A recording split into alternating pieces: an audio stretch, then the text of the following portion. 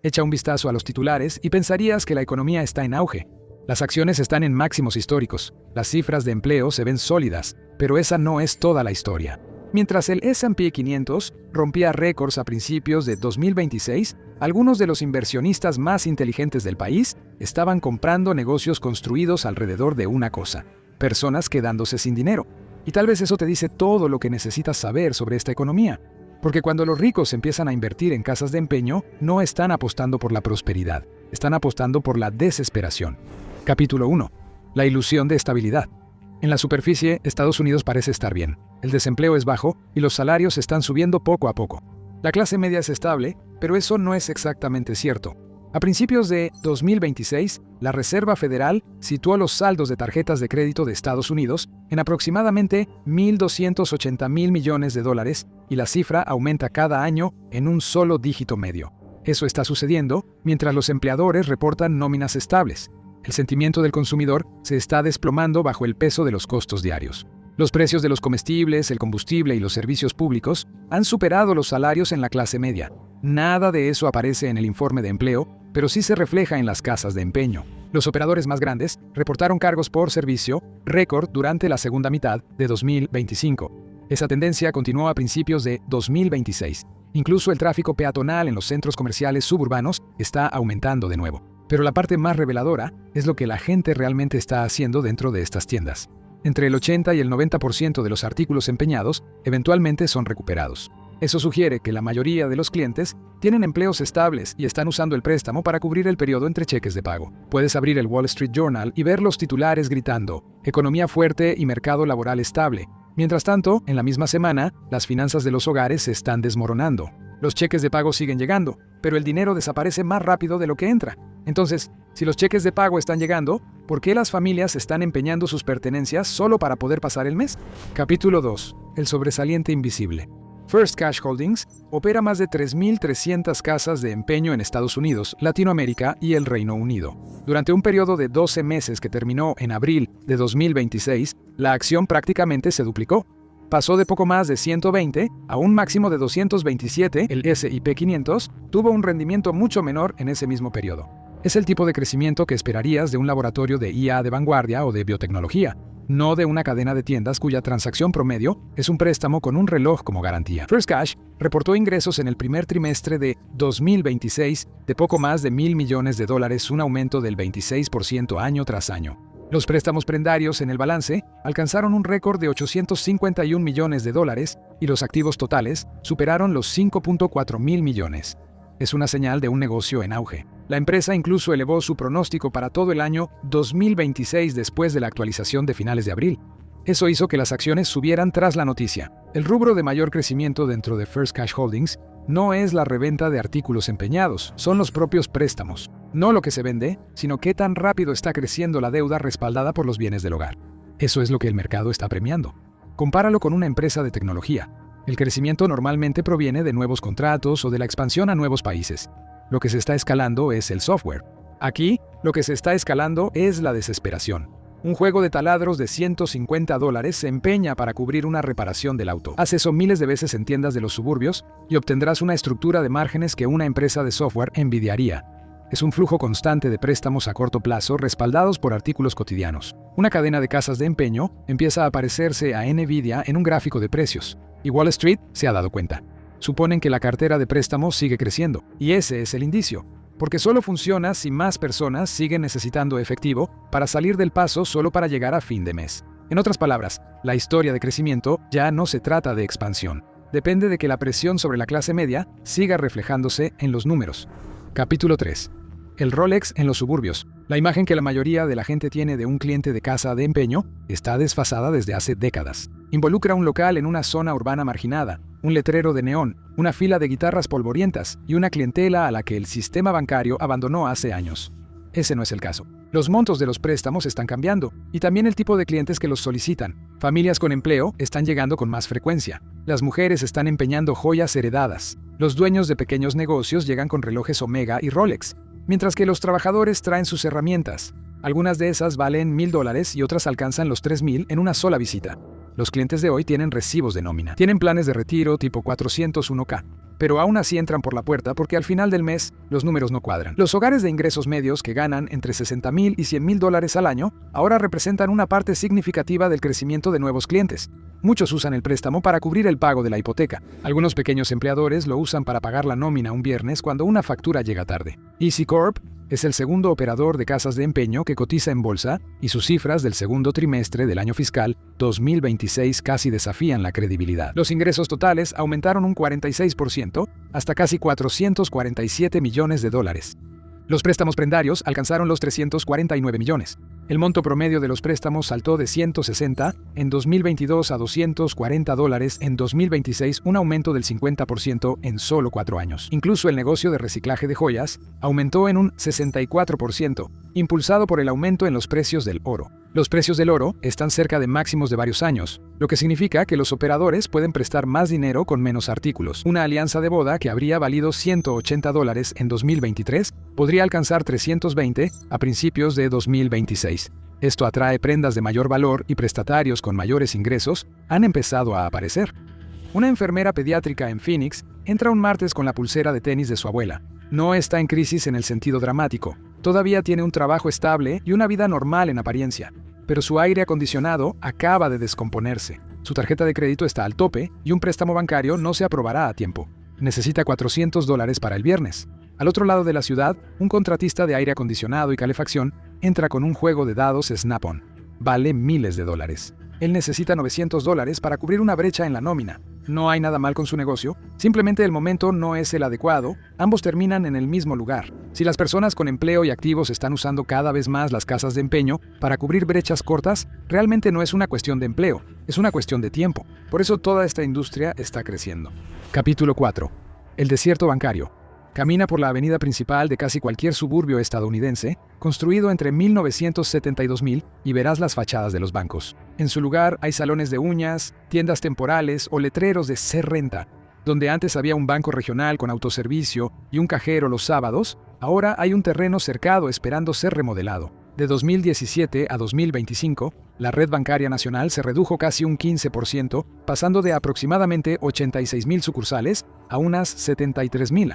Más de 900 sucursales bancarias cerraron solo durante el año 2024. 16 de los bancos más grandes representaron 800 de esos cierres. Las cifras de 2025 muestran que se perdieron varios cientos de sucursales más. La geografía importa más que el número. La Reserva Federal de Filadelfia ha encontrado que, de 2019 a 2023, Estados Unidos perdió aproximadamente 5,400 sucursales bancarias, con el mayor número absoluto de cierres ocurriendo en suburbios de ingresos medios y altos. Pero proporcionalmente, el daño fue devastador en otros lugares. Los vecindarios de bajos ingresos y de mayoría afroamericana vieron desaparecer las sucursales a un ritmo significativamente más rápido, acelerando rápidamente la creación de desiertos bancarios. Toma un lugar como Litonia, Georgia, un suburbio de clase media al sureste de Atlanta. Entre 2020 y 2025, las sucursales en todo el condado de Cobb desaparecieron de manera constante. Mientras cerraban las sucursales de Wells Fargo, también lo hicieron las de Bank of America y Truist Financial. La presencia tradicional de los bancos se redujo, pero los letreros de casas de empeño a lo largo de la autopista 124 no se han apagado. Se multiplicaron. Ese mismo patrón se repite en los suburbios de todo el país. Los desiertos bancarios, áreas sin una sucursal bancaria a una distancia razonable, crecieron entre 2019 y 2023, y en los lugares que fueron afectados el acceso no solo desapareció, se extendió. En esos vecindarios afectados, la distancia media a la sucursal más cercana aumentó aproximadamente entre 1,5 millas y 2 millas en comparación con solo unos años antes. Eso significa que la opción más cercana para hacer operaciones bancarias rápidas en persona seguía alejándose más. Y para un número creciente de hogares, ese vacío se llena en otro lugar completamente diferente. Los mismos corredores suburbanos que perdieron sus últimas sucursales, a las que se podía entrar a pie, son los corredores donde los préstamos de casas de empeño se expandieron más rápido. Un tipo de préstamo fue retirado de esos códigos postales casi al mismo tiempo que otro tipo fue introducido. Capítulo 5. La puerta de entrada BNPL. Hay una parada que la mayoría de los hogares de clase media hace antes de llegar al mostrador de la casa de empeño. No se parece en nada a un prestamista. Parece un botón de pago. Comprar ahora y pagar después se vendió como inclusión financiera 4 pagos fáciles y sin intereses si pagas a tiempo. Es una forma fácil de dividir compras de $300 en 2 quincenas. Los 3 grandes jugadores son Affirm, Klarna y Afterpay. Solo Affirm procesó más de $34,000 millones en 2025. Klarna ahora atiende a alrededor de 150 millones de usuarios activos en todo el mundo. Y mientras tanto, PayPal, Apple e incluso Amazon ya lanzaron sus propias opciones de pago diferido. Este servicio pasó de ser una función de nicho a una opción predeterminada en aproximadamente 5 años. La Reserva Federal de Richmond ha seguido el crecimiento de esta categoría, con el volumen de transacciones aumentando a tasas de 2 dígitos altos cada año. Un número creciente de compras se realiza a través de planes de pago a plazos que en su mayoría omiten a las agencias de crédito tradicionales. Estas aplicaciones generalmente no realizan verificaciones de crédito estrictas, pero sí informan a las principales agencias y hacen verificaciones de crédito suaves. Pero aún así significa que un comprador puede acumular 4 planes entre Affirm, Klarna, Afterpay y una tarjeta de tienda. La Oficina de Protección Financiera del Consumidor ha señalado este patrón. Los usuarios de BNPL tienden a tener saldos más altos en tarjetas de crédito y préstamos personales que los que no lo usan. Las tarifas por pagos atrasados se acumulan, el uso repetido aumenta y eventualmente el hogar llega a un límite. Cuando se agotan los límites de BNPL y las líneas de crédito se restringen, hay un lugar obvio al que recurrir. Una proporción creciente de clientes de casas de empeño parece provenir de hogares que primero dependieron mucho del compra ahora, paga después. Una casa de empeño no reporta a las agencias de crédito, no le importa el historial crediticio, solo le importa el préstamo. Pero si esta es realmente la historia de crecimiento, la siguiente pregunta es obvia. ¿Quién es el verdadero dueño? Capítulo 6. Los propietarios institucionales. Detrás de las fachadas, la estructura de propiedad es muy diferente. First Cash Holdings es propiedad institucional en aproximadamente un 80%. Hasta febrero de 2026, el grupo Vanguard poseía alrededor del 9% de la compañía, con un valor aproximado de $650 millones. BlackRock tiene una cantidad similar. Debajo de ellos, hay cientos de inversionistas más pequeños. Estas son las mismas firmas que administran tu 401k. El dinero fluye en 2 direcciones al mismo tiempo. Las mismas firmas que ayudan a las personas a ahorrar para su jubilación también invierten en empresas que ganan dinero cuando los hogares se quedan sin efectivo. Por un lado, administran ahorros a largo plazo. Por el otro, son dueños de partes de negocios que intervienen cuando alguien necesita $300 o $500 con urgencia. Nada de esto está oculto, todo es público, pero crea una coincidencia extraña. El dinero que se supone debe proteger tu futuro está en el mismo sistema que obtiene ganancias cuando las cosas se ponen difíciles. Y esa es la parte que no parece obvia hasta que la dices en voz alta. ¿Por qué los gestores de activos más grandes del mundo están invirtiendo miles de millones en un sistema que parece beneficiarse cuando sus propios clientes de jubilación están bajo presión? Capítulo 7. La trampa del rendimiento. Las casas de empeño no parecen caras hasta que ves las comisiones involucradas. Dependiendo del estado, los cargos de empeño equivalen aproximadamente a un 60% a 240% de tasa de interés anual.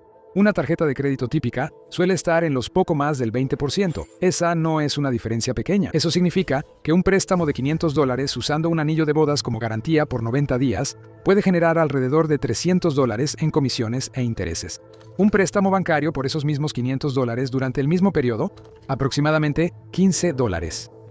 Es el mismo dinero y el mismo tiempo, pero un costo totalmente diferente. La mayoría de los artículos en la casa de empeño, alrededor del 80 al 90% de las cosas, son recuperados por el cliente, así que la prenda suele recuperarse. Pero las comisiones no, esas ya están aseguradas. Y eso significa que los mismos clientes pueden pasar por el sistema una y otra vez, pagando cada vez por la rapidez y el acceso.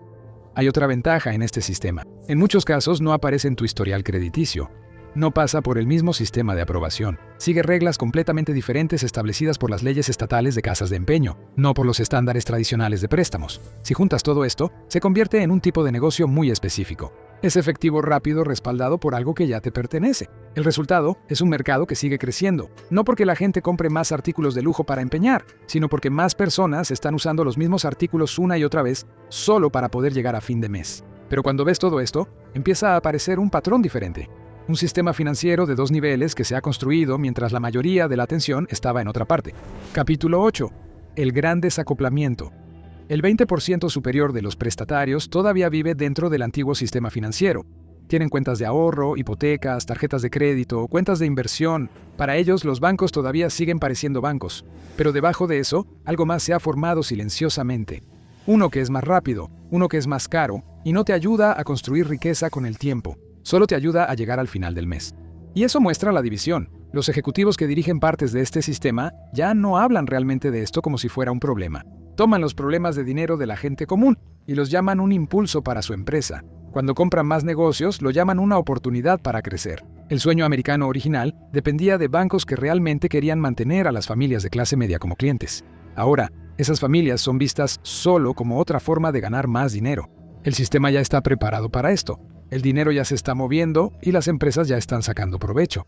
Los inversionistas están respaldando las casas de empeño porque las ganancias no provienen de nuevos productos ni de nuevos clientes. Provienen de los mismos hogares que el sistema alguna vez afirmó que estaba diseñado para apoyar. Y si esa es la dirección en la que ya se están moviendo las cosas, la siguiente pregunta es obvia.